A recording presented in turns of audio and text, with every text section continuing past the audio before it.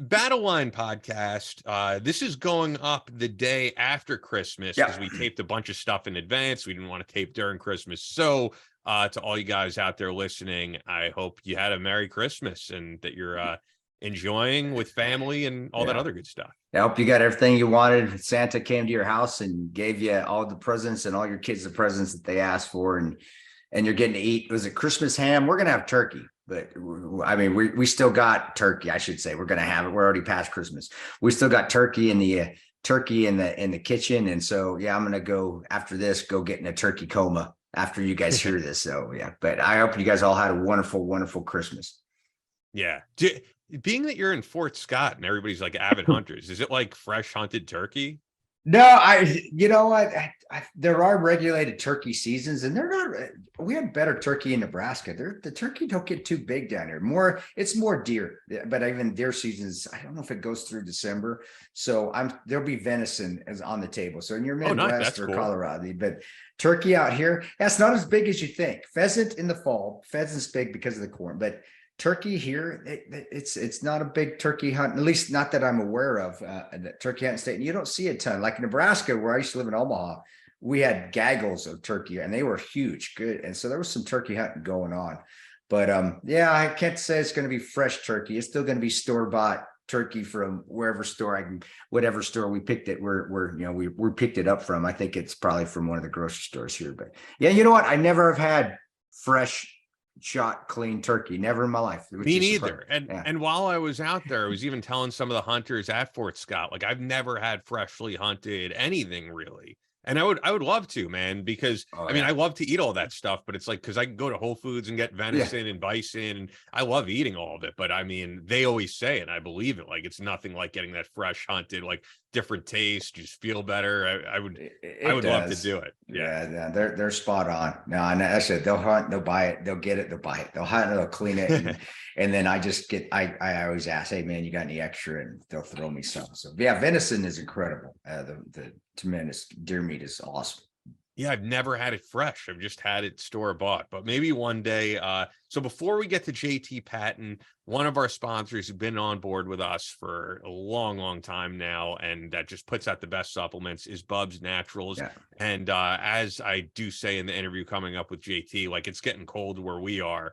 Unless you guys are in Texas or Florida, you're probably getting hit with this cold. And what I like this time of year, man, after I get out of the gym or go for a run, I like to put that collagen, that Bubs Naturals collagen protein, in some hot chocolate because it dissolves well. That's good. Yeah. Make some of that, like, just wherever I go to the store, get that hot chocolate, put it in the water or milk or something like that, and then put the Bubs Naturals in. And I know I'm getting my protein in. That's like a great snack. Oh, and I'm a coffee drinker, so I'm always drinking coffee, and that's 2 scoops of Bubs and coffee in the morning, or even before we come on the podcast, you see me drinking coffee at Bubs. And that MCT oil, guys, it's a good little creamer. It is. If you like cream in your coffee, that MCT oil works great, and it's a good pre-workout. So I'll drink a little coffee with some Bubs, and I'll put the MCT oil in it before I go work out, and it does give you that little bump because of that coconut oil that's in there. And it's good for you, and it does help and support gut health. So you're getting joint health with your collagen, and you're getting gut health with your MCT oil, and it tastes good. Whether it's in hot chocolate, I've done hot chocolate, but I like it in coffee, and it churches up my coffee just right where it's not too sweet, but it still tastes that little cream and a little sweetness in there. So good stuff, man. Yeah, and they have new products on the horizon or up there now with their coffee, with the Hydrate or Die. It really is just the best supplement company out there in terms of collagen, MCT oil powder, apple cider vinegar gummies for cleansing. We just love everything they do. And it's a great cause. They're helping out the Glenn Doherty Memorial Foundation with every purchase. So go to bubsnaturals.com. Use the promo code BATTLELINE, and you're going to get 20% off. Once again, that's bubsnaturals.com. Promo code BATTLELINE for 20% off.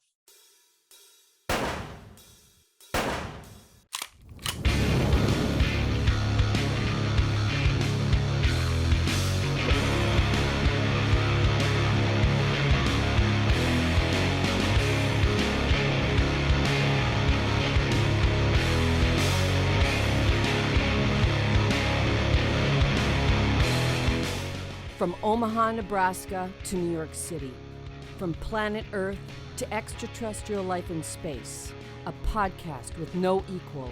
engaged in unconventional warfare through your speakers and headphones. This is a show about embracing the suck, conquering your demons, and finding God in the face of adversity.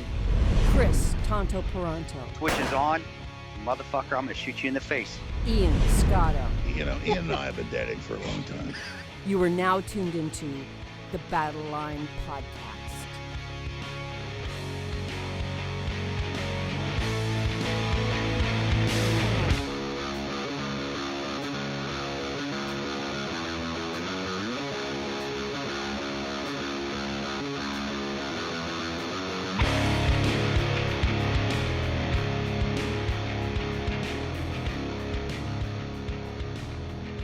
The Switch is on, Battle Line Podcast. Back on with us is JT Patten. It's probably been 2 years because it was episode 49. Yeah. Chris was out that episode. And actually what made me think to have JT back on was I did the Best of Military Thrillers episode. And then I saw that I was thinking to myself, oh, we got to get JT back on when he has a new book out.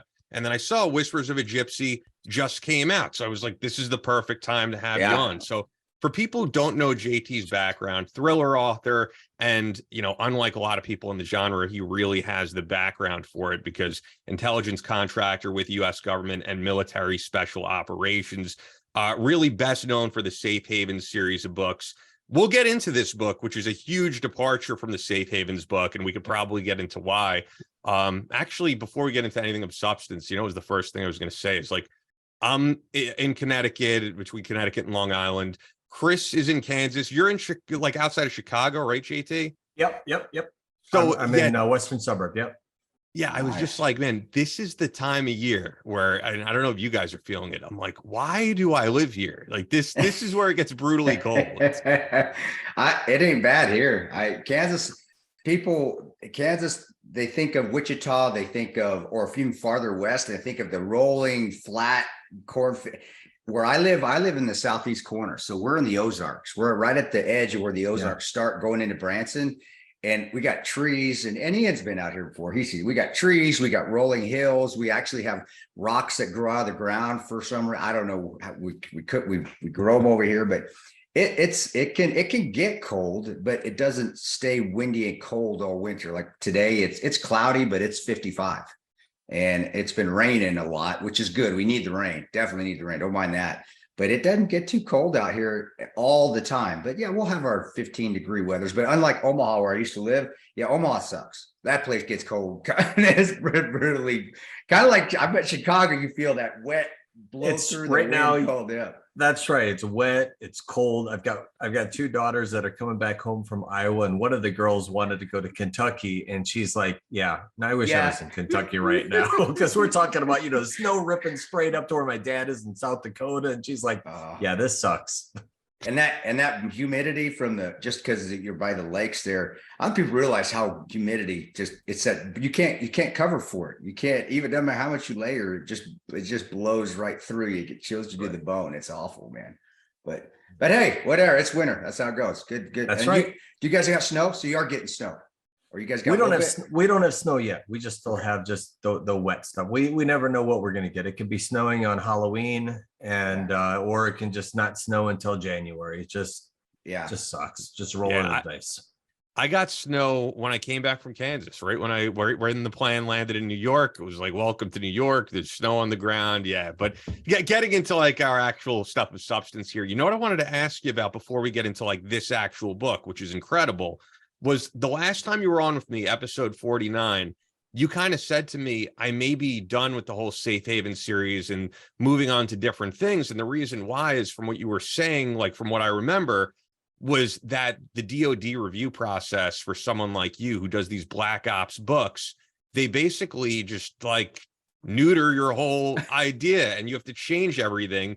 And it seemed like you were kind of frustrated by that because there's the genre where you have the guys like Brad Thor, and I don't think they get that same pushback as you, but you are, to me, like kind of the king of like this underground Black Ops novel where people want to hear like the really crazy stuff that goes on behind the scenes. And because of that, you get censored, it sounds like.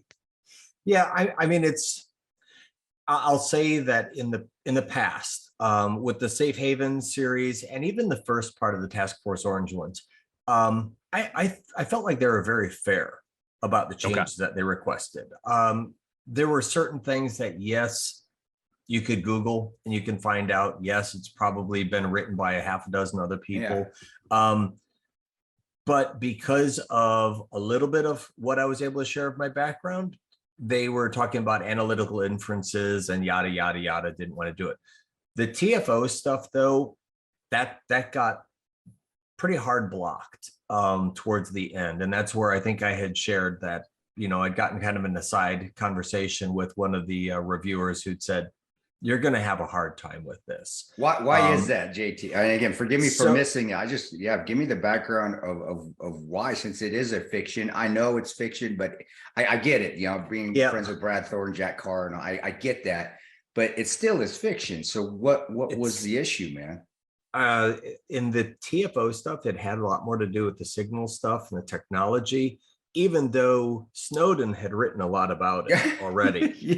And released it. So again, I think I don't know. I have to submit to CIA, NSA, and DOD. The way that they did it was I used to submit directly to CIA. They would pass it up to NSA. They would pass it up to DOD. They changed it around on me where they said DOD is going to take the lead, but yet I couldn't submit to DOD without submitting to CIA first. But yet they would say I had to submit it to DOD first. So I got really kind of trapped up in that whole thing and then trying to reach back out to them. And again, there were some really great people over there. And I said, I need to get this over to you guys. Even if we're not letting DOD know, can I still just do my obligation to sit and to you guys first? They said no, because we're having to log it in. There are records and stuff like this. And if this is the protocol, you have to go to DOD. And I said, but don't you see my problem? And they're like, yeah, we do. Somebody over at DOD doesn't want you to. So I kind of tracked it through DOD and it kind of went up through SOCOM, JSOC, and they're like, just don't want this one really touched. So that was probably the biggest issue. Now, that being said, and I think I shared it with Ian, if I were making millions of dollars off of these things and I had a huge following, there's probably a workaround. And I'd probably be able to have somebody, go and have a meeting and make things happen. But I'm not. And so it's just kind of me against the machine. I want to be respectful. Obviously, there's something that they've got a problem with. I've always kind of followed whatever they recommended and made those changes. So I'm not sure what that was. So I just, decided, give it some time, administrations change, people change and stuff. Let's let it go. So in the meantime, I've been writing for a gun rag, Tactical Life, doing the Drake Wolf series. And so Lone Wolf is now out there. So I'm kind of covering him in that, just to keep the character going, get people introduced to him. And then we can kind of go back. Jack Murphy just recently had a Sade guy on his show. And a lot of people aren't really that knowledgeable about him. And so I think now that people are kind of understanding a little bit more about SAE, how that fits in with signals and stuff, there may be time to resurrect. But again, I don't have a massive following. And so I think it's hard to justify to publishers. Hey, I'm going to be able to put this out there. It's going to be great. But you may have to wait a year for me to get the approvals and maybe we'll do this. And they're like, yeah, don't do that. Just do something else. And I've never felt really good about telling a story by just kind of being boxed into a hole and saying, write something about this. I mean, I could, if you say, write about 4 kids that are, becoming superheroes and stuff like that, I could probably craft a story like that, but it's kind of dialing it in. And I usually like to feel something more. And I liked the character, I liked some of these things. So that was kind of the passion. I felt like I was, somewhat cheating it. And, again, if somebody's paying me $200,000, I'm sure I would have a completely different opinion and say, I'll be a whore. I can make this work. No problem. So. Do you think, and I get the feeling sometimes, even now ours, of course, wasn't fiction.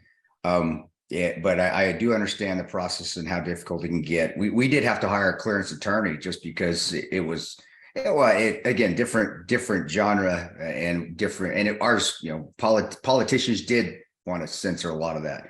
And so the agency, but do you think nowadays they're setting all these hoops and obstacles, and just it's like a way to tell you not to do it. But if we make so many obstacles, you're going to quit. You're not going to go forward with it. So it's just a way to say, they can still do it legally, or you can still do it, JT. But you know what? If we put enough obstacles in front of him, he'll probably not want to do it and he'll quit. And I honestly, that was a mode that we used to vet people as well. It's like a vetting process, or just a way to say, we don't want you to do it, but we can't tell you that, but let's just put as many obstacles in your path. So eventually he's just going to say, not to hell with it. I'm not doing it. And really they've won with that without even having to get in a fight. Do you think that's why it's gotten worse, or, and in your opinion? I get it, but please, I'd like to hear it.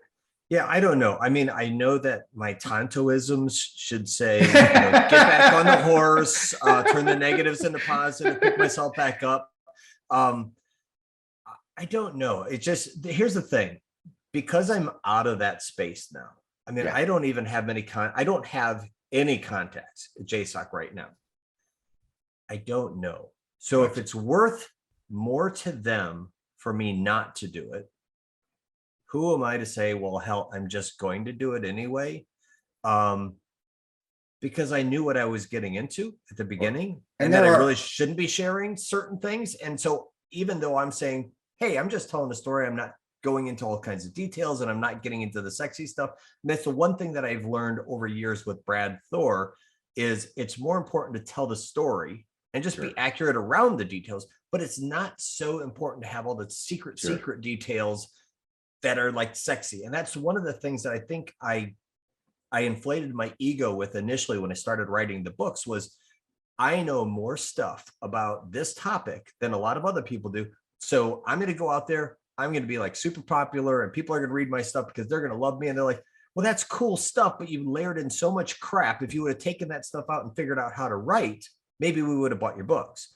Gotcha. And so I think that's where I've been trying to evolve, of saying, if I can still tell stories that matter to people, is it that I'm soaking my ego? Why do I have to stay with TFO stories? Are people asking for them? Not really. Am I exposing something wrong? Not really. I think it was ego driven because I knew something more than somebody else. Nobody else was covering it. And I said, I want to be that guy. I want to be special.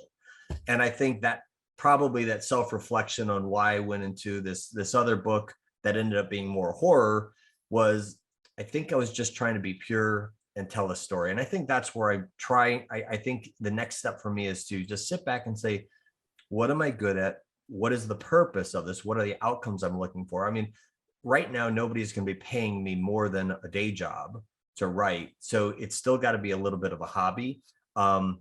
I can't hire attorneys. I can hardly afford, the editors for some of these things and stuff. So it's like, what am I doing? If the audience was saying, holy crap, we just read this gun rag and we're like, we love Drake Wolf. And I see that there are 100,000 people that are following them are saying, damn it, write that book. I'd probably write that book.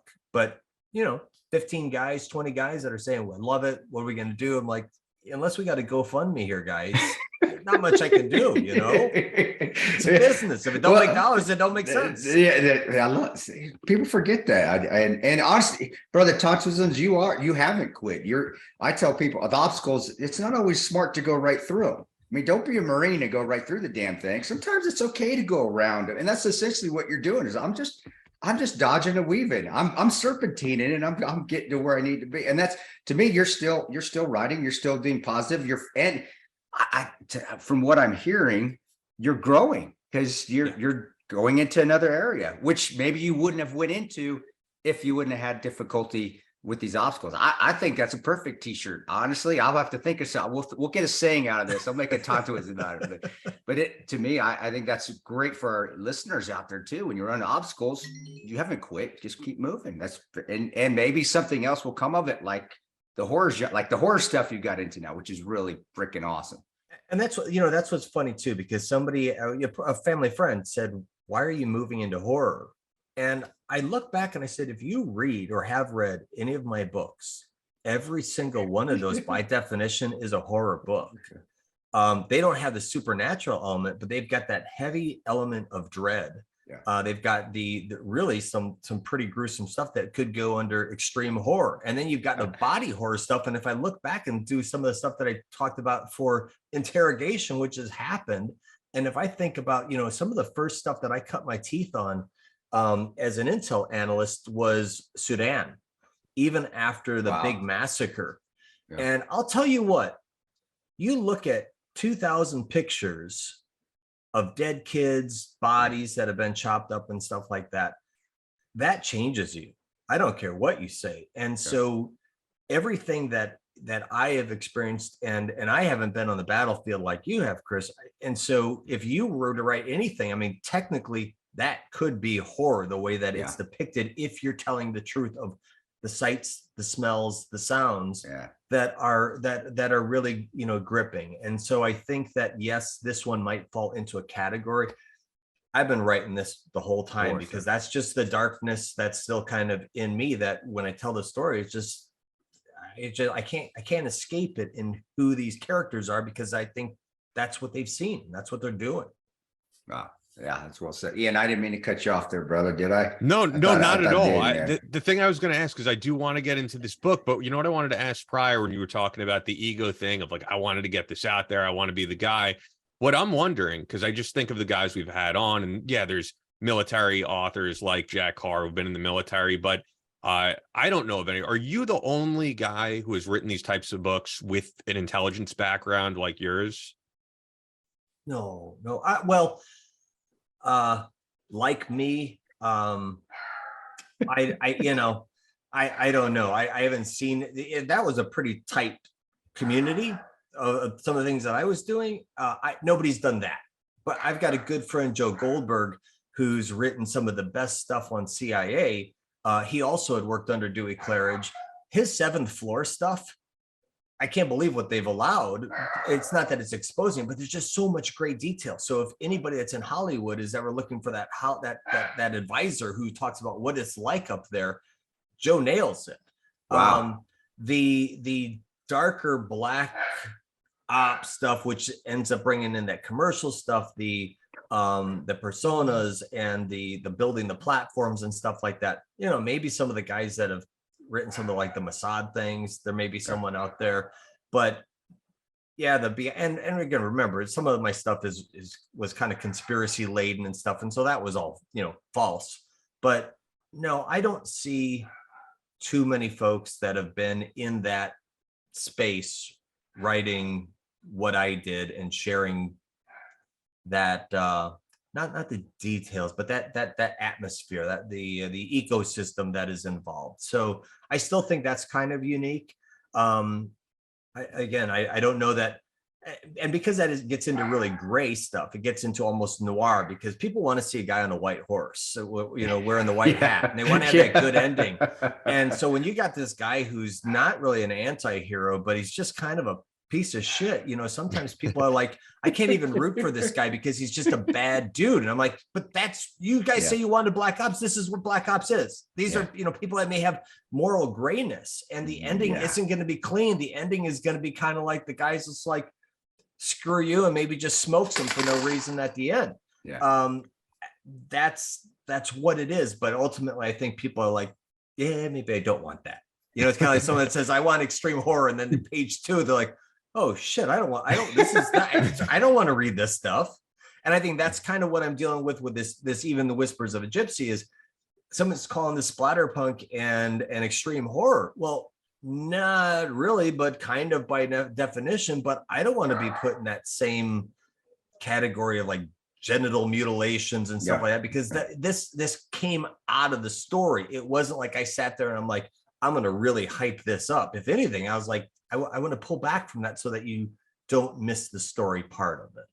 And so it's hard, but so I don't know. So I think even going back to really your question, I kind of mess around with it, but I think I still am probably one of the very few that is writing the true stuff. But then I ask, do people really want to read that? And I think the answer is maybe not so much. It's kind of a looking in the mirror of who we are as Americans, policymakers, and things like that. And it's not like I'm throwing dirt, but it's just, that's sometimes how you get things done. Well, yeah, and challenging morality. I think everybody thinks they're moral until they read something that they've done that's immoral. Like, wait a second, maybe I'm not as moral as I think I am. And personally, I went through a lot of that. Or you do things that it's like making up. I'm doing and I'm using a terrible reference. I love the movie Constantine. I do. I love that. And he's trying to, get himself into heaven because of the massive sin he did by doing a lot of great things. I think a lot of people think that's how I feel. I'm doing a lot of great things. So I'm allowed to do a little bit of this awful, dark stuff on the side. And the way you write, that's essentially that's real. That's what real life is. And when people read that, when I used to read that and most of my stuff, like, I'm glad you're writing for Tactical Life, because honestly, that's how I would get into a lot of these books. Is I'd read an excerpt from a magazine on a flight or something, like, oh shit, I gotta go pick up that book. And so you're doing awesome, man. By doing that, you're bringing more readers in, because that's how I got into a lot of reading. But it was reading that and like, man, that sounds like me, man. I really am a piece of shit. Let me see if I need to fix myself here. So I whether people want to read it, as far as the numbers or not, I'll tell you what, it does help. It really does. It helped me realize that maybe I'm not as good as I need to be. So let me, I need to fix myself. This is something, it's looking at yourself in the mirror. Yeah. And whether the numbers are there or not, and they are, brother, you're a great writer. Come on, you've been writing forever, and you've got the background to write about it. I hope you keep writing, because you're going to help somebody, a young kid like me that reads that and like, okay, I need to start fixing myself, because I'm not as good as I think I would, not good morally as I think I am.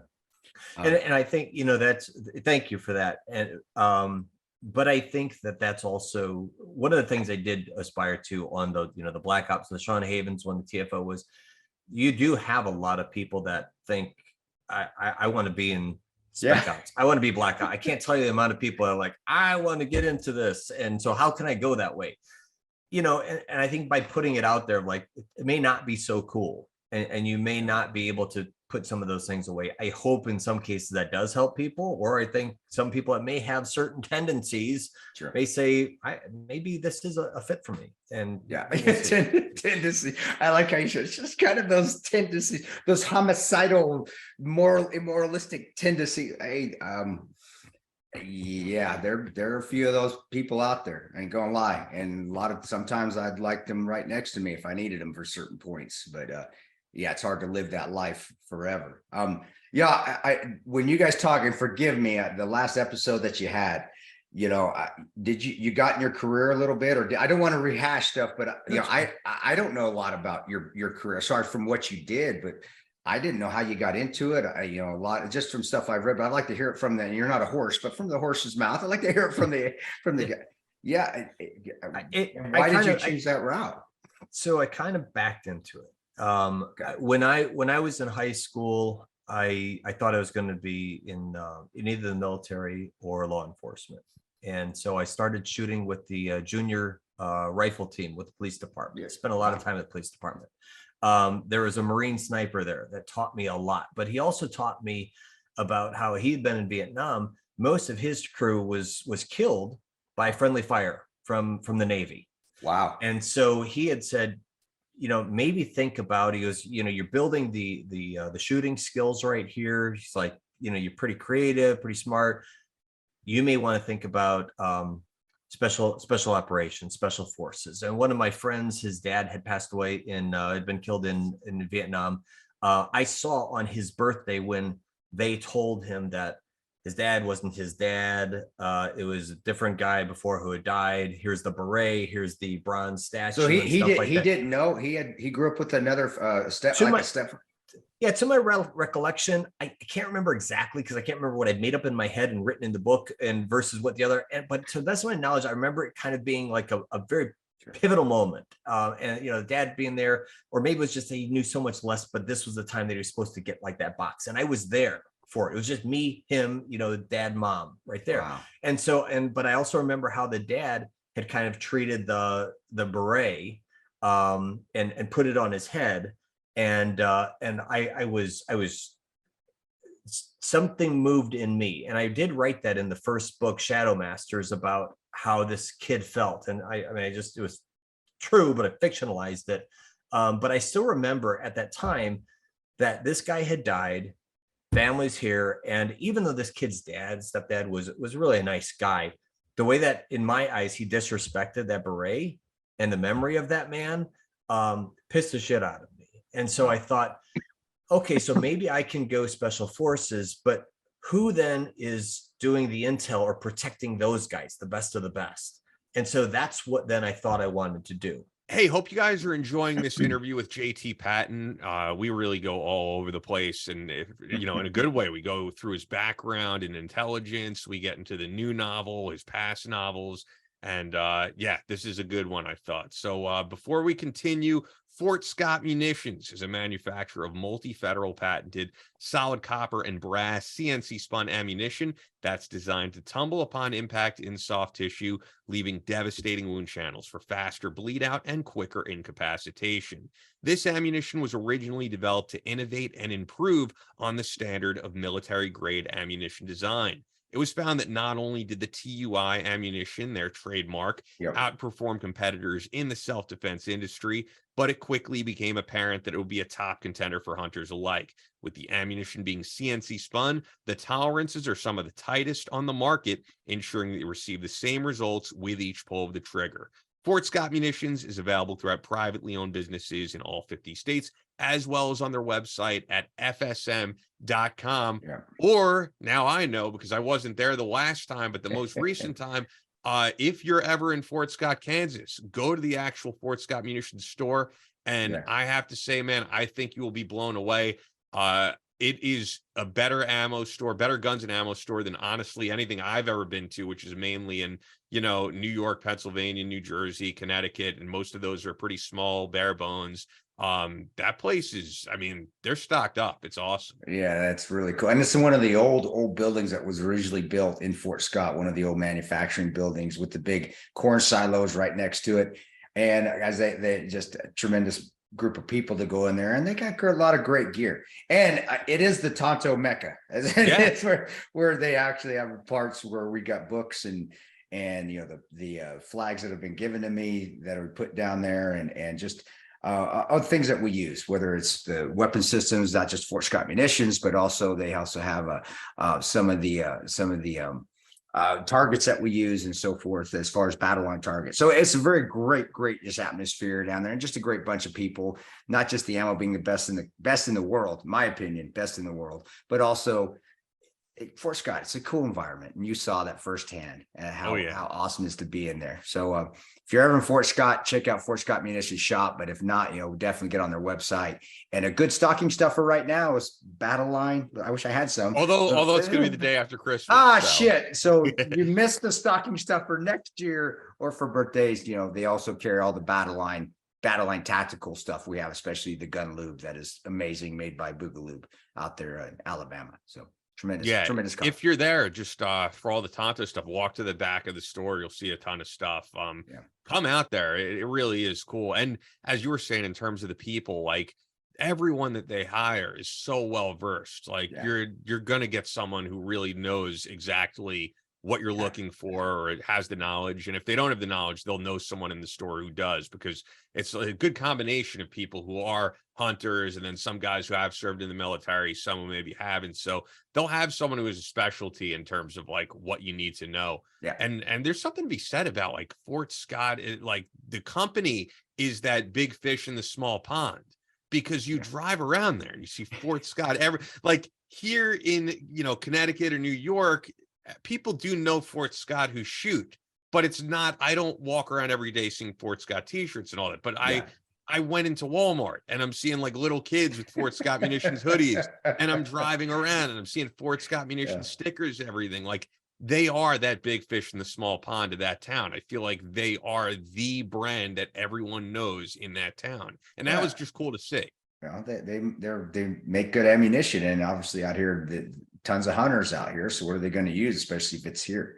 And I think they like that, being that big fish in a small town, which is good. I agree. They don't ever want to compete with the Federals and Hornadies and SIGs as far as their marketing being just crazy, because you can't control the quality of your product when you're that big. They are a big company, and they can't get ammo to you out there wherever you need to, wherever you are anywhere in the United States.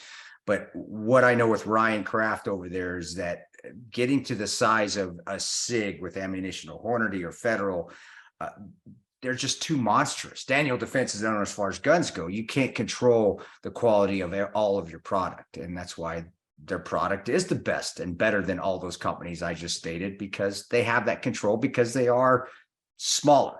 They have more control of what they put out the door. And that says a lot for the integrity of their company.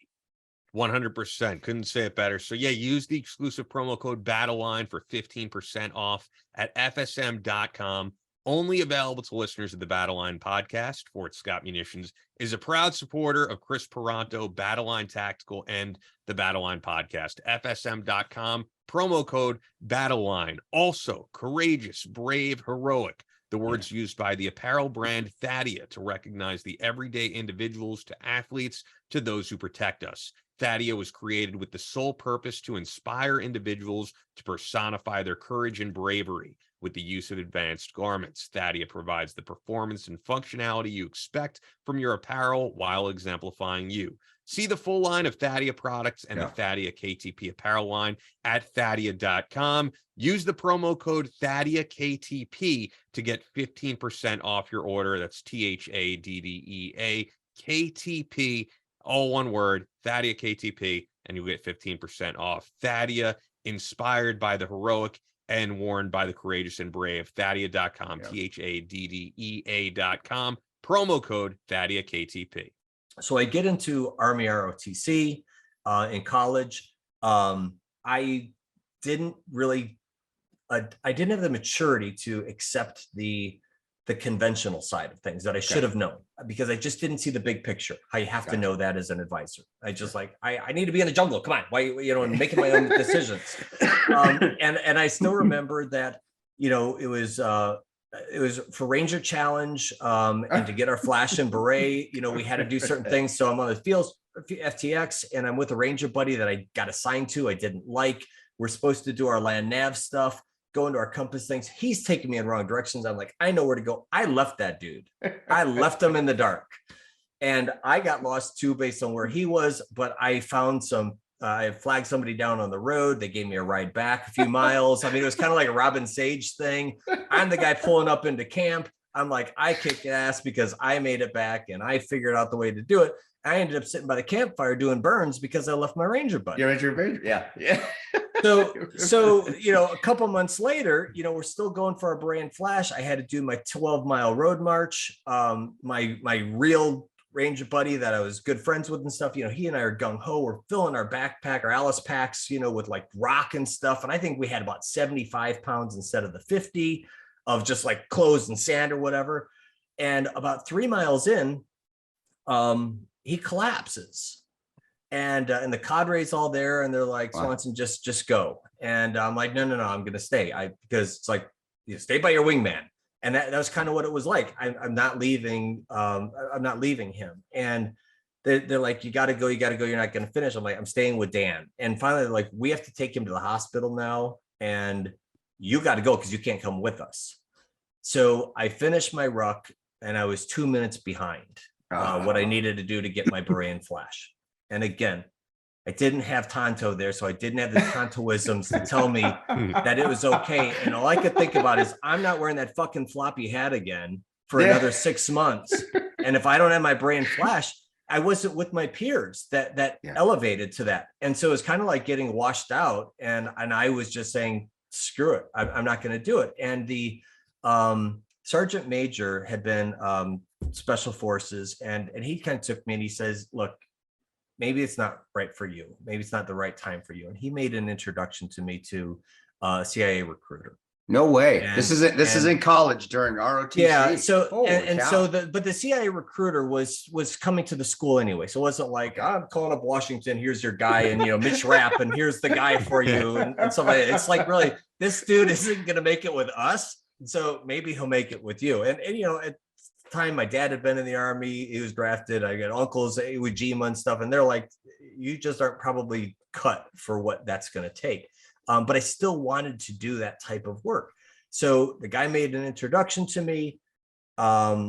when I finally graduated, I went through a number of those interviews. I was still a little bit young. They introduced me to other people, blah, blah, blah. I end up kind of waiting for my couple months or a couple months for clearances and stuff like that and whatnot. And I got into some commercial work and doing, finance and consulting and stuff. And so I started learning about other things. And then when the opportunity came for me to be an Intel analyst, I was like, I don't want that. I want to be in ops.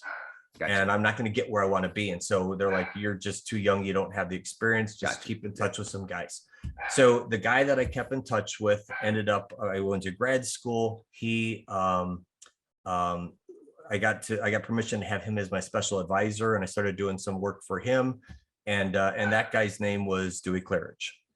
Wow. And so we'll just leave it at that I kept doing some of the commercial work I was doing, got a foot in the door post 9/11, had worked with some guys at Phoenix and even doing competitive intelligence. I was doing, elicitation and learning certain things, and it kind of dovetailed me into an opportunity. A few years after that, I had learned about supply chain, more consulting type things, electronics and stuff. And somebody asked me, I was with a group of people, and they said, we're having a problem now. I mean, now we've gotten into the Gulf Wars and stuff like that. They're like, do you know anything about IEDs? Because we need somebody that can figure out a way to counter them. And so I said, kind of looked around the room. Nobody else had said yes. So I'm like, yeah, I do. And then I figured it out. And so the first kind of foray into that was doing counter IED stuff, in breaking down the system, social systems, cultural systems.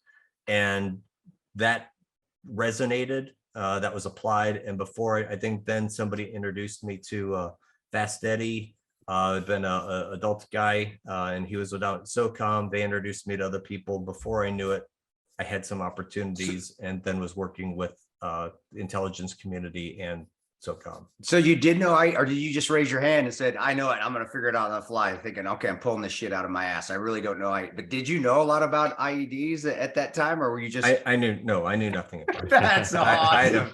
I knew nothing about it, but I knew more than anybody else in that room.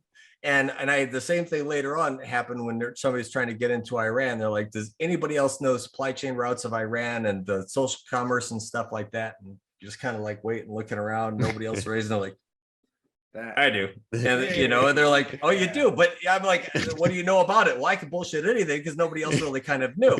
And so, but I knew that what I kind of left out there was the individual that green, the kid that I grew up with, whose dad was Green Beret. As an analyst, there was an opportunity to get a memorial bracelet. Okay. And they said, if you know somebody, you can get that or whatever, because that was your ghost. And so you're supposed to always have your ghost riding with you, because you're supposed to think in terms of, this is the guy out on the ridgeline that you're doing this for. And so I think anytime that I ever said yes to something, it was because I was still thinking of the ghost, and that I kind of had that on my shoulder as I have to come through because somebody's going out there. And so really, even though it was really never self-serving to say I was going to do that. I mean, I wanted to maybe be the guy, for it, but I always had the intent that I was going to give it 1,000% of my effort. And so that's how it worked out. And before I knew it, was just in, the 3X capacity and some of the other spaces that just lent itself to it. You took chances, and that's how you get to where you want to go. You take a chance, and whether you know it or not, you throw yourself out of that airplane, and the chute opens or it don't, but you don't know if it's going to open unless you throw yourself out of that damn thing. That's right. So I think that says a lot for how people need to act. Even our youngsters need to act more. Hey man, take that chance, because look where you ended up. Did you ever foresee yourself ending up where you finally did? And not on the writing side, but just in the ops side, going from holy shit, I didn't pass my 12-mile in 3 hour, or what was it? Yeah, 3 hours to do 12 miles. I think was the standard on I did ROTC 2 green and gold, so it was the Ranger Challenge, and then it sounded like it's the EIB standard. But going from them to where you're at, that's later in your career at the agency. You're sitting around thinking about Iranian supply trade routes. That says a lot for your character, brother. I could have never imagined the opportunity to get a chance to work with Tier 1, get a chance to still go work into the ops side on in the intel space. I still remember getting read into one of the Tier 1 units, and the guy's like, do you know where you are, and do you know what this is? And I didn't want to say it.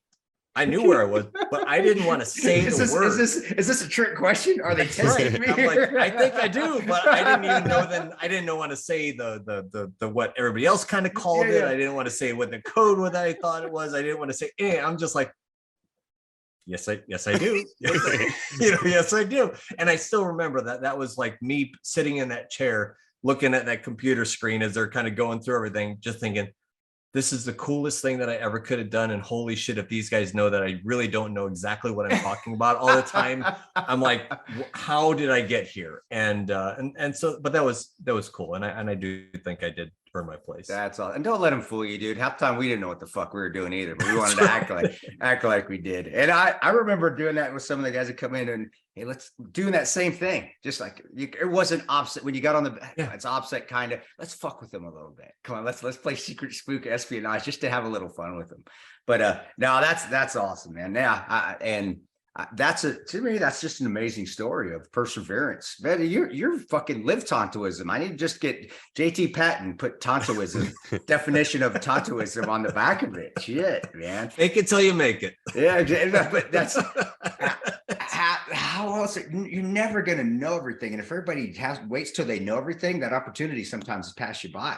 It's like, fuck, take the chance, man. And after a while, one of the reasons that I liked staying up with Tier 1 or some of the operational units of the agencies and some of the other stuff was because of the fact that people were a lot more open. They knew who they were. They knew what they had accomplished. So I still remember an opportunity. I was sitting next to Scotty Miller, General Miller, at a lunch, and we're just bullshitting about books and stuff like that. And he'd ask me questions, and I felt like I could say, I don't know. I'd ask him. He's like, I don't know. Like, let's figure it out. And so it's like, I'll ping you later. I'll do this. I felt like there was a little bit with some of the more elite individuals. I did feel like there was that willingness to say, I don't know, but we can figure this out together, versus people who were trying to get up those rungs that would say, oh, I know what this is. And they really posture for it. And so I think that I fit in a lot better with some of those other 50-pound heads that were carrying the 50-pound rucks going in first, because they were open and pure. And I think that was probably the coolest learning experience that I got out of it. It's awesome to hear. Ian, man, yeah. I know I monopolized, brother. Go no, ahead. Not at all. Cause I didn't get into this with JT. So it's first time hearing it for me as well. I was just going to say, like, continuing on that story too. When did the writing come about? Was it just the amount of stuff that you experienced where you said this is material for a book? Or were you the type of guy, like I believe Jack Carr said, that he always dreamed of becoming an author and was always an avid reader? What was the path for you? No, so I think I've shared before, probably not here. There was a particular writer, a very popular thriller writer at the time, and still is, who grew up with a friend of mine who is on kind of the intel ops side. And so he would ping him every now and then, say, hey, this is what I'm writing. Can you take a look at it? And is this correct? And when my buddy didn't know, he would ping me asking for a little bit more color. And so it was like really cool. We're helping out this, best-selling guy. And after a while, I'm talking to my buddy and I'm like, he kind of asks us a lot of stuff. Like, if we know more than he does, we should do this. And he's like, yeah. And so literally we bet each other $1 to see who could write that first book. And I happened to be the one that wrote the book. He paid up. And quickly, as I got it out to the market, tried to sell, solicit it to other people and get an agent and stuff like that. The feedback I was getting is like, the writing isn't so great. And yeah, this is kind of weird, but you got all these acronyms. Nobody's going to know what it's about. And so that's where I was sharing earlier that those first few books was the ghost of that author that I'm like, I'm going to kick your ass. I'm going to be number one. And so, every now and then I'd be close to his book and I'd send a picture. And I'm like, dude, here I am right there, right behind you. But what I didn't get was how talented and how skilled he was as a writer, which is really what got people to read his books. And so is this someone maturity. Is this someone you think we know? Yeah. So you can't say the name. But I've been like really kind of a dick about it. Like the first few years when I'm like, that guy was an asshole and this and that, and, he didn't help me out, suck my thumb. But it helped me because I wouldn't have learned how to maybe write had it not been him, because I refused to absolutely quit writing until I got to where he was. And then I finally look back and I'm like, I'm never going to get to where he was or he is or was, because I'm not him, and he's better than I will ever be because he's got different skills and how I'm coming about it is different. And so it was okay for me to just say, I can be a storyteller too. I don't have to be as good as him. I don't have to beat him because this is about my journey. And again, that's just part of that growth. And, it took me until I was 53. And I think I started writing when I was like 43. So, wow. You still can learn. And I thank him for that growth and opportunity, because I do believe that at the time when I was looking for a little assistance, he knew I had to go through the journey to know what it was about and what it was to be able to get to that next level. So it's all good.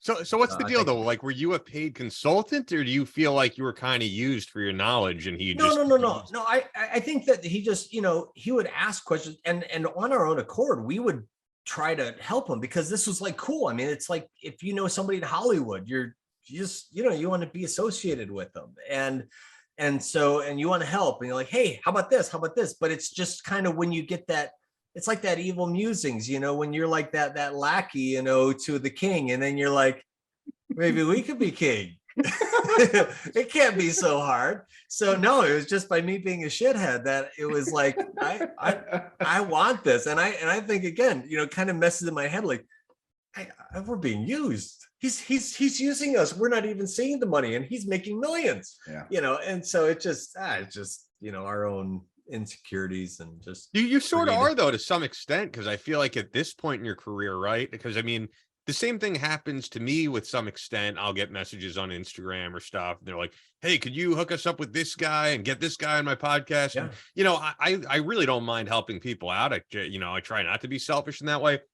But at a certain point, you're like, all right, you're going to have to hire me for some type of job for you, because you're using my years of experience to help you out with something. And for you, I'm sure at this point, if some best-selling author said, I never worked in intelligence, I want to know about the tier 1 units, I would think at this point you would say, all right, you're gonna have to pay me something. And that would be fair. That would be fair, JT. I think though, at this point, because I do feel that even though I may not have been a bestseller, I'm at a mid-list thing, really the thriller community is so collaborative, and really it's a tight-knit group. I think that there are as many people that I'm willing to help that have helped me. A good friend of mine, Mark Greeny, is, on occasion he's said, hey, what do you think of this? Maybe can you read it? Not like I need your help. It's just, does this sound plausible? That dude read like the first 3 chapters of my book, just willing to do it when I was starting out. And he went down and he edited it. And he says, follow my lead. What happened? Did we lose you? Siri jumped in. Okay. Get back in your box. So he edited. He's like, follow some of these suggestions that I have and use that as kind of your go forward. So no, I remember that grace that he afforded me. And so anytime somebody is saying, what are your thoughts? I'm happy to do it. These days, I'm so far removed from it. There's not much I can really give people that are like details, because I think now I have learned that it's less about the details that people are looking for, and it's still about what's inside of that person. And I don't think anybody's asked me that yet. So no, I think it works out, and I'm happy to help as best I can. Oh, that's awesome. Awesome to hear, brother. I mean, that shows humility. But I know if there's ever a point, I try to help out. But if you are smashed with people just asking you, there does come a point, just like you said, where like, man, I'm being used here. But it takes that amount of it does. But being a good person like you are, and you do have a plethora of knowledge on what you're doing as far as writing, and then also the background within the agency. I don't know if you got into any stories that op stories you can talk about with Ian on the last one, but I know we always with guys that come on, what you can talk about. I don't want to get you in trouble with the board reviewing. No. But man, even funny, just the goofiest shit. Because I think people, if they listen to our show, they understand now that combat action is goofier than shit, or just being in country. It's so much goofy stuff that's fun that goes on. And where they thought it was just a cool guy blowing stuff up, shooting rounds. Do you have any? I want any good ludicrous. Doesn't have to be funny. It can be completely ridiculous stories. Man. I'll give you two. And this is one I know it's come up from Ian before. It's not necessarily a war story so much, but this always, I guess, gets some interest in that. But there's two. There's the first one is, again, when I finally kind of got into this community, and again, I'm still the guy on the outside, and in most cases I'm just a booger eater. I'm not an operator, I'm just an intel dude. And so because I knew something about this particular area and stuff where these guys were going, I was going to be part of this crew. So in walked the studs, and we're kind of in the group, and not a lot of these guys really even knew themselves either, because there's kind of a smattering of guys from different places. And they said, just for the sake of OPSEC and stuff, let's just kind of go to call signs, just because it's just the best thing to do in this situation. And we had a couple foreign guys and stuff, so that was the best thing. So the guy's like, well, how do you want to do it? They're like, well, let's just do it like bears. And so I'm like kind of just sitting there kind of towards the back. They're kind of in there. And so the guy's like, I'll be black bear, be a brown bear, be a grizzly bear, be a Kodiak bear. I'm like, shit, you're running out of bears. And I'm like, polar bear. And I'm like, shit, I don't even know. Well, when I was in Indian Guides, I was bear claw. So I'm like, I'll just be bear claw. Oh no. Like, what is a bear claw? Like a donut? The guy's like, there's no such thing as a bear claw as a donut. And like, yeah, it is like a pastry thing. It's like a fritter. The guy like fritter.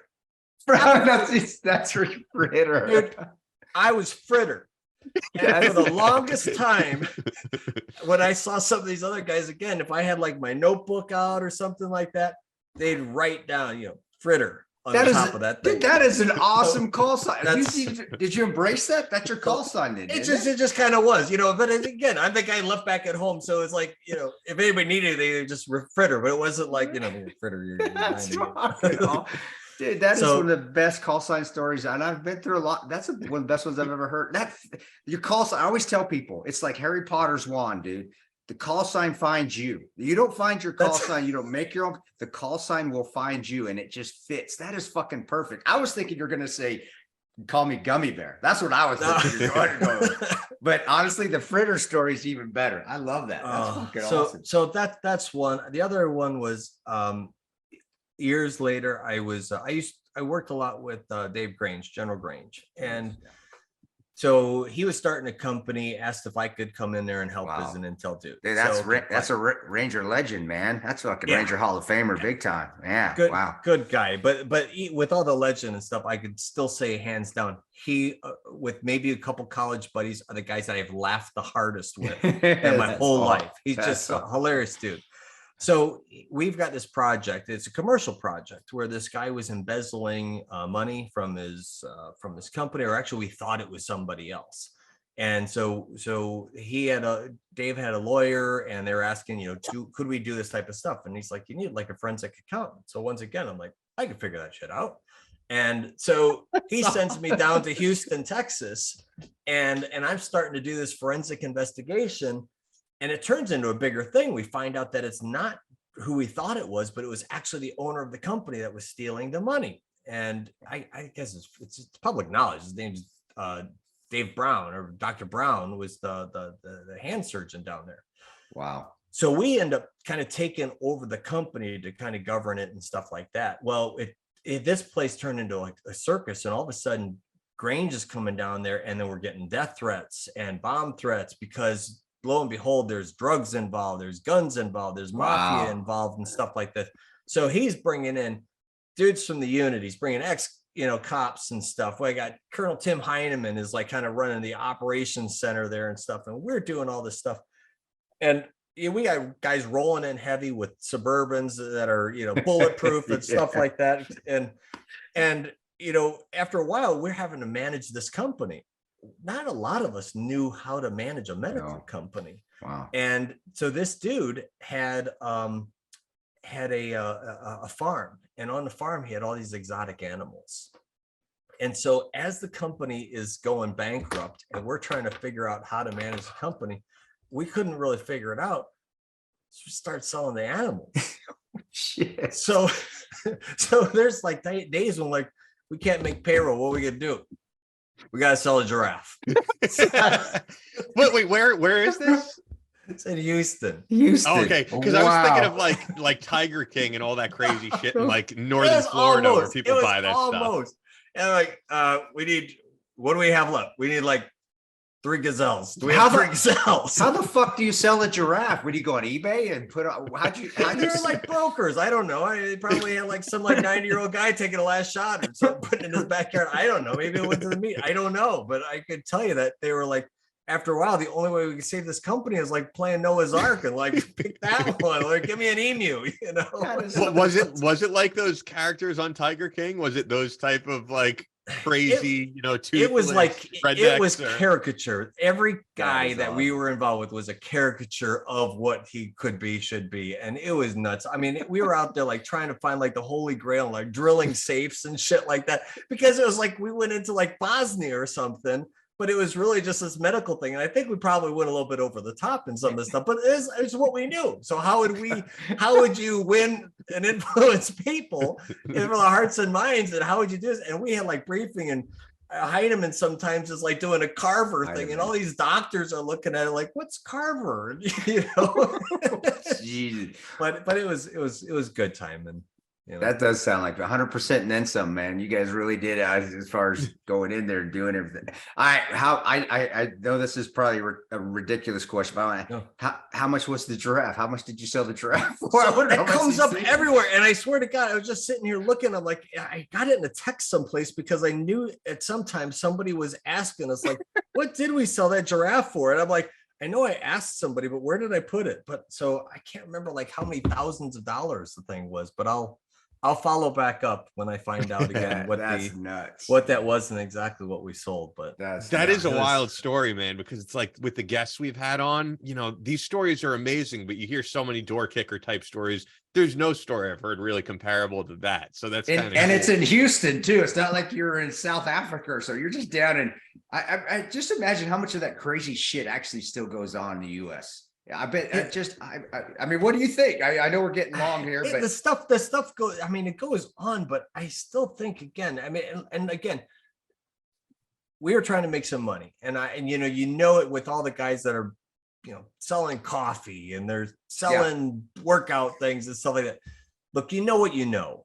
And in some cases, you don't know what the hell you're doing. and so I still, I can't think of the amount of times when we're like, in a hotel lobby or just having breakfast, and we go back up to the rooms and people are like loading up guns, popping mags and stuff like that, stuffing in. I'm like, we're going into a hand surgeon's place, dude. It's like, yeah, but somebody can come in here. We got to lock it down and stuff. We got to surround the perimeter. I'm like, dude, come on. I work for a consulting company. This is not what you do. You put on a tie and you put in your briefcase and you calm them down. You don't lock everything up and say you guys got to check in before you leave and let me see your badge. I'm like, holy shit, what are we doing here? But yeah, you can take it. Was fun.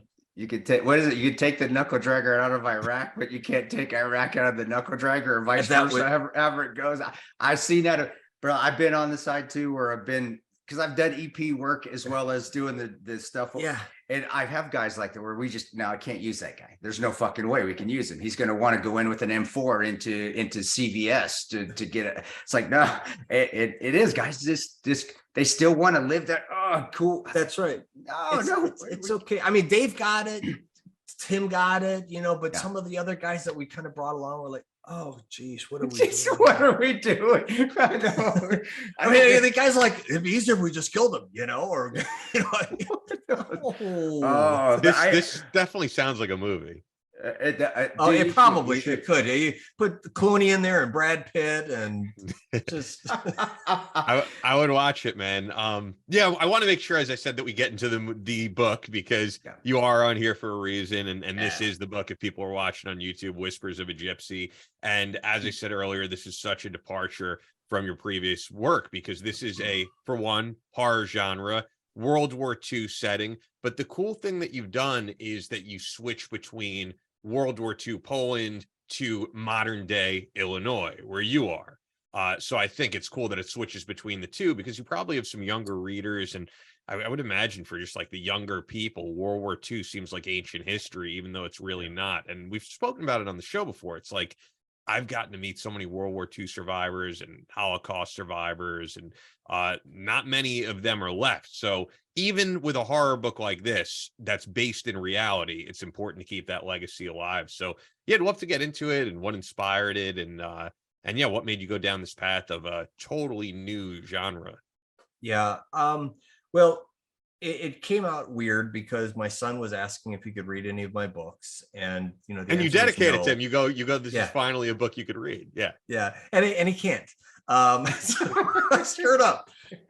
No, so he did. He said, "Can I read one?" And I said, "Yeah, I'll write one." It was about time COVID was starting and stuff. Had maybe some time, and so what do you want in it? And he's like, my son is really into helping, kids with disabilities, very sensitive to that. And we've got a family friend, son who had disability. And so I think he just it was the timing, he just sensed that was kind of a uniqueness that he wanted to have. He said, I also want to have a kidnapping, and I want to have this, and I want to have that. And so I tried to kind of craft it, but as I've shared, sometimes the story takes on a life of its own. And when I tried to think of, where the bad guy would come from and how that would look and how to shape it, I think we're probably at the time during COVID watching all of these Marvel movies, and how, whether it's Wolverine, Captain America, how they get that super strength and become that super soldier. How does that happen?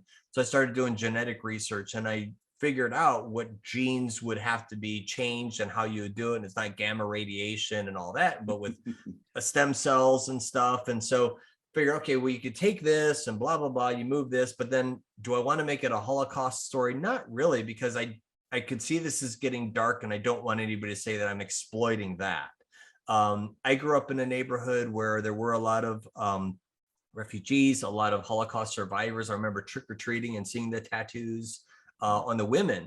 And so that kind of set with me. And about the same time, I had a friend who had I grew up with. I treated him poorly, and I was kind of a real shit and bully a lot of times. And so I thought, this is kind of an homage to him, of like, somebody that might have had a pure heart. And so it just kind of all came together.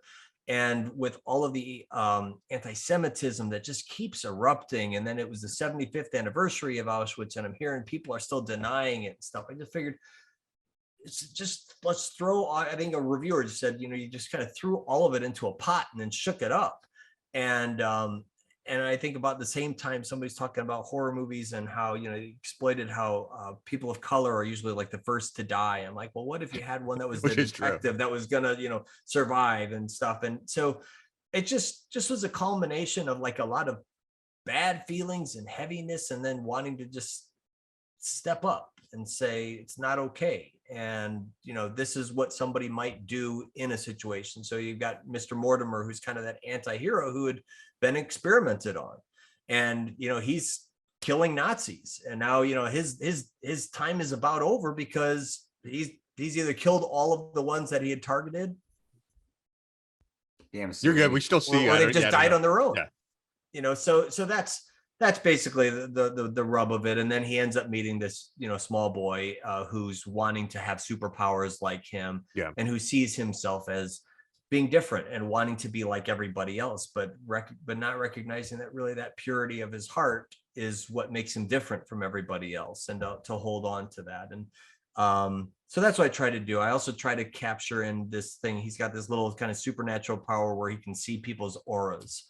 And I did reflect a lot on that. This took a long time to write, just because, busy life and all that, but I wanted to marinate on each element. And I was thinking about it, getting ready for this chat here with you and Chris, and like, how would war be different if you could see the goodness or the badness in people? If you had 5 jihadis running at you, but this one had this reddish yellow, good spirit, but this, he hated you because of what he learned in his culture and what was infused in him.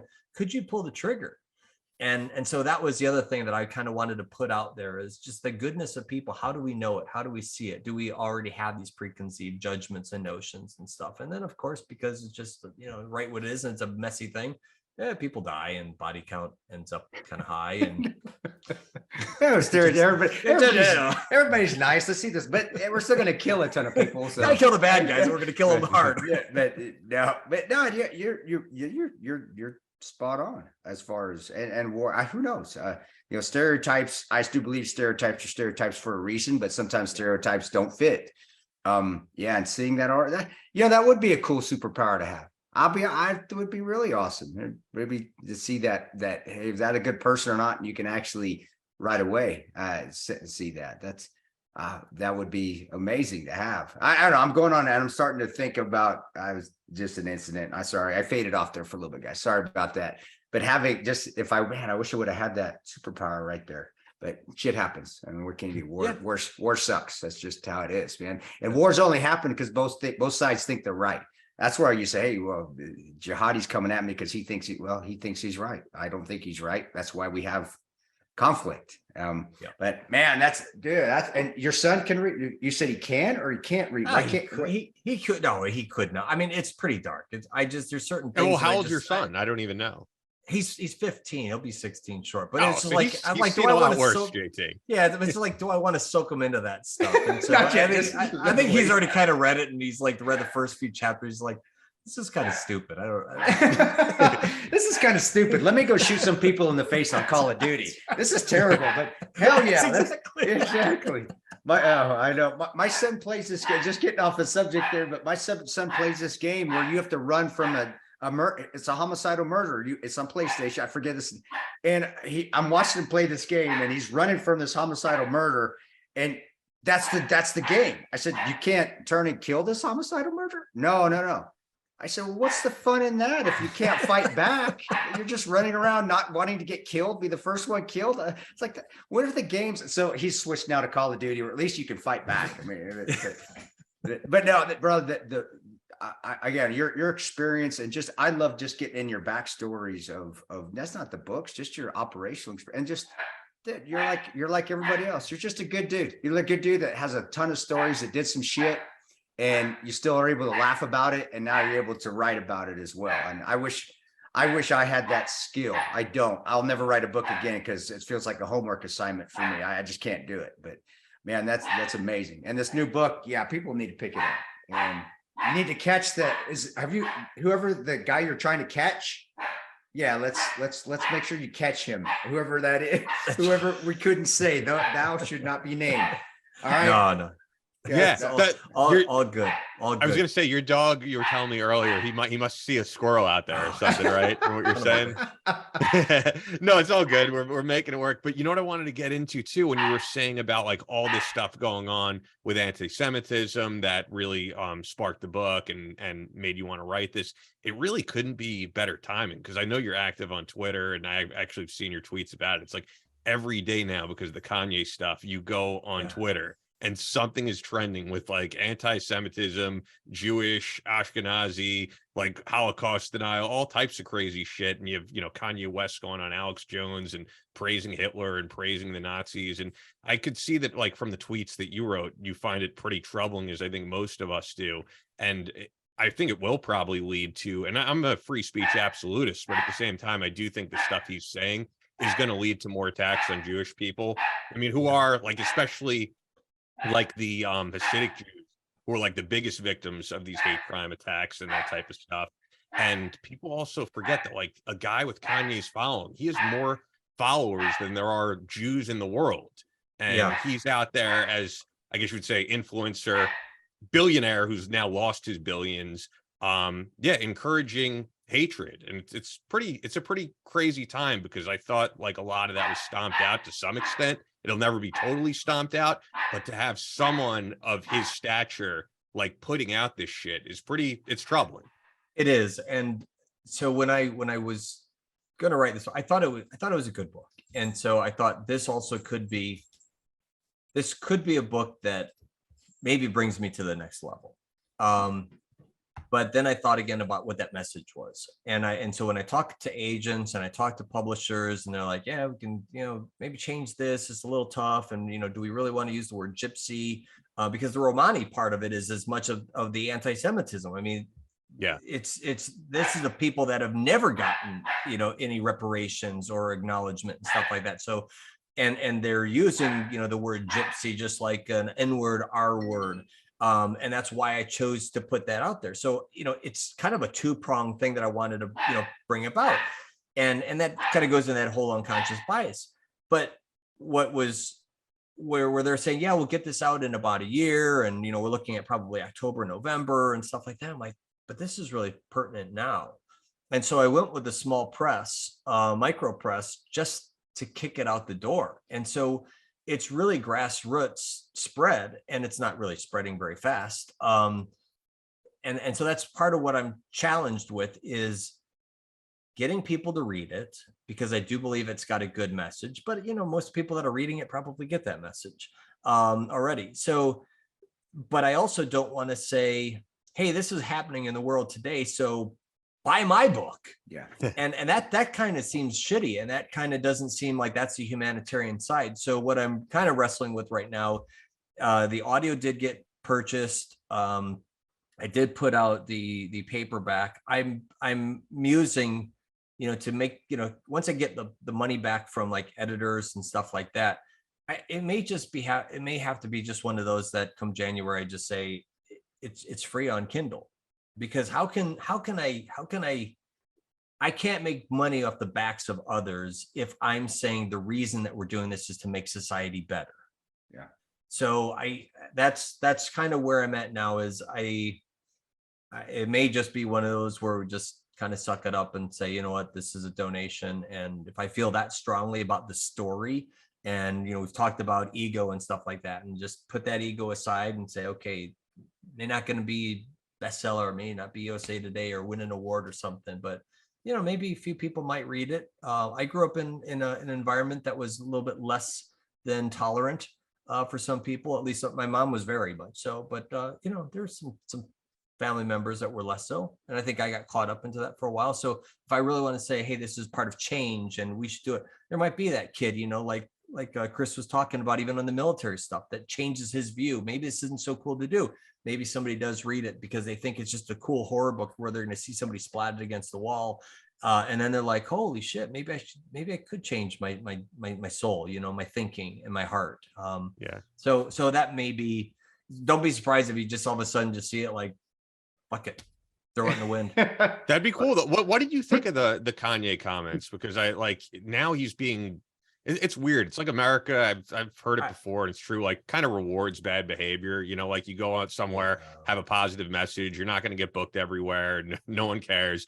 But you're Kanye, and you go on all these different media outlets that'll have you on, and you say the most like reprehensible stuff. And unfortunately, it's all we're talking about. It's all like the media is talking about, and you kind of get rewarded for it. Although, as I said, he's losing all his sponsorships with brands like Adidas, and he thinks he's proved a point somehow, because he's like, see, I said this, and now they won't, carry my stuff. And it's like, well, what point did you prove? You proved that Jews who run companies are against Nazi shit. Like, I think we all knew that.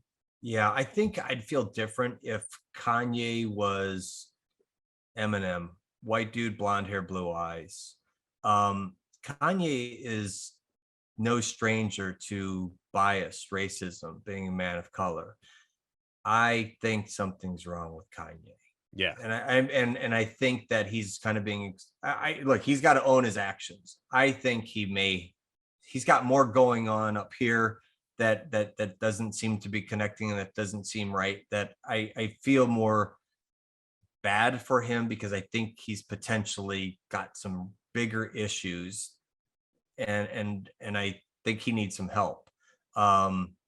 So I guess from that, I'm not saying that I'm because he's not white, that that's okay by any means. I'm just saying I can't imagine somebody who's dealt with that, with his family has dealt with and stuff like that, that he would go after another marginalized race and say those things without something being wrong. And I think it's almost like one of those things where he just can't help himself. And I hope somebody can help him, because it just doesn't make sense.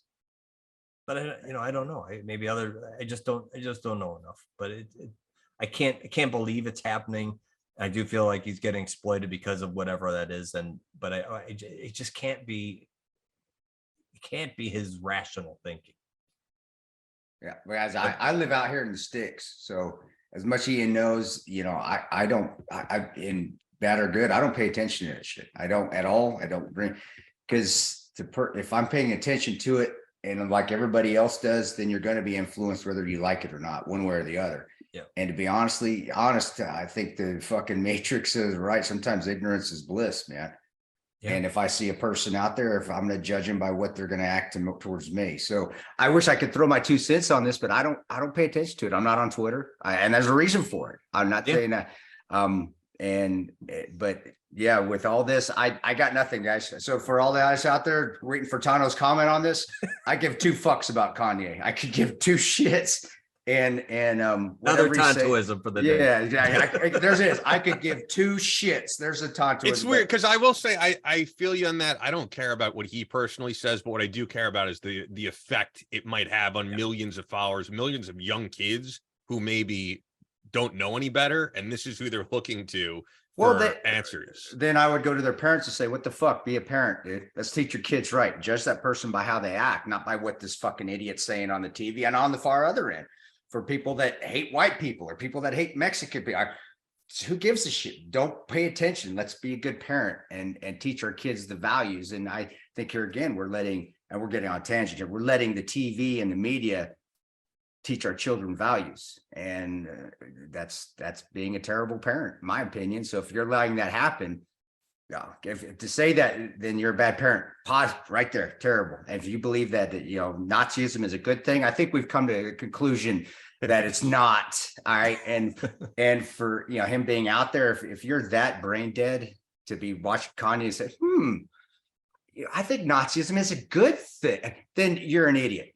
Bottom line. Yeah, I would agree, but it's also just like, man, it's the fact that the 3 of us, right? We've met World War II survivors, we've met Holocaust survivors, and some of these young kids, like, they're not even being taught about this stuff in school, so they have no idea about history on some level. And it's the same thing as like kids learning about history through TikTok videos, and they think they know it all, and they haven't picked up a book to learn this stuff or talk to someone with the experience to tell you what actually went down at that time, and why we fought the Nazis and why we did the things that we did in our history, and why we should be proud of our history as Americans. So and that's why as far as you doing your thing, JT, coming back, that's why you buy Fritter's books, man. Fritter, I love that. You got to buy Fritter because the global war on terror. I'm sure down the road when we have passed or when we're in our 90s, there will be things that come up that weren't correct on the GWAT, and having this history out there, whether it's fictionalized or non-fictional. That's what's going to put the truth out there from people that actually were there, whether you're kicking in a door or whether you're doing the ops space and you're doing the intel collection or you're a knock. You can tell people, I said it, you didn't, JT. But if you're a knock or something out there, they're the ones that are going to have, this is the truth. This is the history of it. And that's why whether the book sells well, and it's going to, dude, you're a great writer. It's going to, but this will be immortalized for history down the line. So when my great grandson reads Global War on Terror, he's going to pick up JT Patten's book, maybe even picks up one of mine or picks up Jack Carr's, or I know we're throwing name dropping here, or picks out any of the, any of the military GWAT books, and like this from a person that was there. this is what happened. This is the truth. And that's what's awesome. So when Kanye comes out, Kanye, the 50th, first, third, fourth, whatever his sons, and if they want to go that route, just speak badly about the global war on terror, well, we've got history right there to back it up that we did good things. Yeah, we did bad things too, but there was a necessity for it. And I think we did fight the good fight. There's sometimes though we did some bad things to get to that point. And you write about a lot of that, and that's good. That's the truth. That's what, even if it's fictionalized or not, it's still based, like we said, in realism. I know I'm on my fucking soapbox. Damn it, Ian. See what you did to me, did I and that's the purpose of it. I mean, I know the whole purpose of this call is to interview and discuss, but you know, I think it's good to have these dialogues. And I think that's what I hope that some of the books provoke is just discussion. No, you don't have to come to a conclusion, but just discussion, you know, just think about things. Yeah, I agree. I know we're going to wrap up here. I have two quick questions for you, and you know, anything else Chris has. One of them would be, what are you personally reading? What are you inspired by? So right now it's probably skewed because I'm I can't even say that. I can say part of it. I'm too many secrets. I'm a juror for an award. And so each year I have to, for this particular part of an award, I have to read all like kind of the book submissions. So I end up getting like 80, 90 books in a year that I have to kind of read part of them to see if they can advance to that next stage. So right now my plate is full with all of that. And then if you're reading 80, 90 books, geez, I've never read 80, 90 books. You know, I can't say, you know, some of them you could read 3 chapters and you're like, it's not going anywhere. That's not a championship. So I read a lot of 3 chapters. And but I've been, you know, mulling the next book. And I'll just share a little bit, which is I'm calling it for now. The running title is Purple. If you've ever seen those trees that have the purple bands on them, which is, you know, the no trespassing, but a lot of people don't know that. You know, what would happen if you didn't know that? So, I'm working on Purple right now, and just throwing in some thoughts and words. So that's kind of what I'm doing right now. So I can't say that I'm reading this like really meaningful book and all that stuff, but you know, just kind of slogging through it all. That's cool. And then my last question I had, and if Chris has any as well, but the last question I was wondering, and we've said this before when we have Brad Thor on the show or Jack Carr on the show. So from your perspective, if there is someone listening and they want to do what you do, they want to put out a book, and truthfully, your answer to this might be more realistic for that person than Brad Thor's answer, because Brad Thor gets to do this as a full-time job, make a ton of money. Someone like you, this is something that you really do on the side, and you've grown a following of people who just want to read your stuff. So yeah, if someone has a novel inside of them and they're like, I don't know where to start, what advice would you give? I think if they don't know where to start and can't start with that first sentence, that's probably the first thing, you know, is I think most people that are going to make it are willing to put that first sentence down.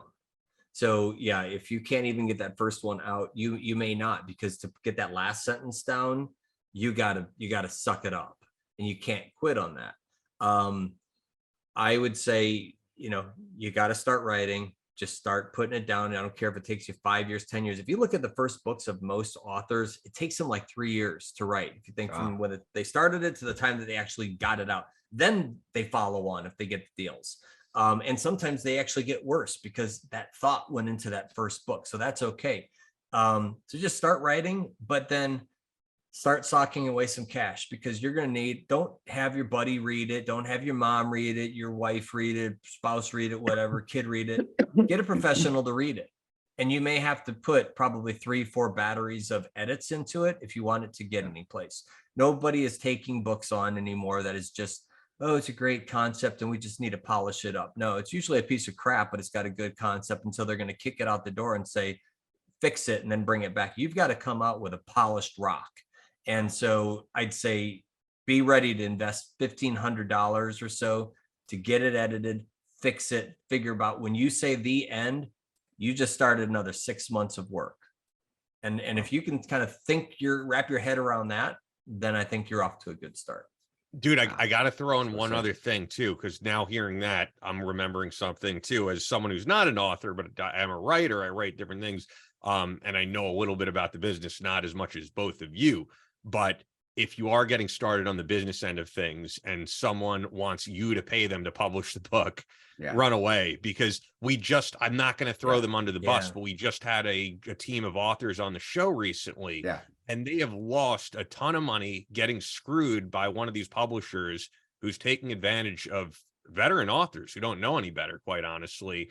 And they're saying all types of shit. They're like, yeah, until you sell this amount of books, we can't pay you. And I was going to get involved with them on some level because I do the audiobook thing. And, you know, I had to say to them, and once again, I'm not throwing anyone under the bus. You know, Chris knows what I'm talking about, but like, I had to say, I would love to deal with you guys, but this is a shady publisher. I'm not going to deal with them. I'm not going to trust them to give me any money, because if I do an audiobook for a veteran author on the show, like I have for James Smokey West and stuff, I'm going to make it fair, make it worth their while. And yeah, there's a ton of these online publishers working either a shade above the law or maybe not legally doing things. I don't know how it's legal, but basically screwing a lot of first-time authors out of their money and saying, yeah, we'll put your work out there, but you got to sell this certain amount of books and then we could pay you. Like, that's not the way it works, but a lot of people don't know. There's also some reviewers out there that have their platforms, and they make money by telling authors that they can start giving them coaching on their books, and they'll charge them $500, $1,000. And what they'll end up doing is they'll read the book or part of it and say, oh, you need to do this or that. And it's more based on their bias of what it is versus mechanically what they need to do. They don't have that mechanical background in writing to know what that is. Similarly, what a lot of them are doing is they're just throwing that software or that app or that manuscript into software so that they can kind of go through just the grammatical stuff and the easy spelling check and stuff like that and say, I just cleaned up all of this stuff for you. Looks good. But there's not a lot behind a lot of that stuff. So people need to be very careful also about the credibility and the qualifications of some individuals that are out there right now taking money, and some people that are also writing books and saying, hey, this is what I did. Here's my writing process and all that stuff. They didn't even write the damn book. And so there's a number of folks that are really more, I'd respect them more if they say I'm a brand and I had this idea, but somebody had to help me write it and put it into my words. And this is the process we took. And saying, I wrote this book. This is mine. Man, it was a tough road ahead. I've met plenty of those. Dude, I interviewed years ago a prominent Navy SEAL, I won't say the name, who didn't even know the name of his book. They didn't know the title of the book. No, and there's no I've had, she's tremendous. Her name's Melissa Moore. She has helped me with the two that I've done, the Patriot Creek Ranger Way, and I couldn't have done it without her. And reason she's not, because she didn't want to be on there. It has nothing to do with me not. I was like, where do you put your name on there? You help me. No. And that's right. It was through the publisher and the agent that I have.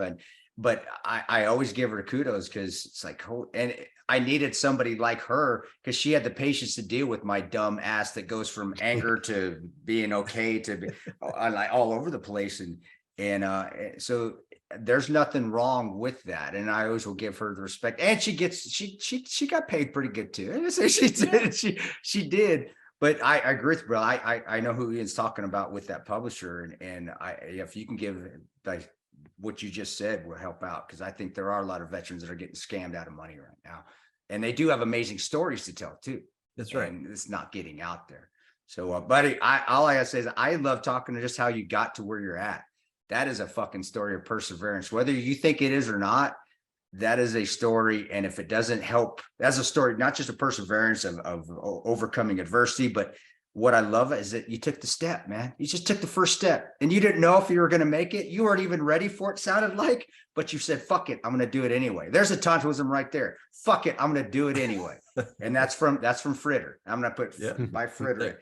So, and that is, I think that is going to help more people than just anything else, really anything else we talked about. Just your fucking, how you did it. You stepped out of the airplane.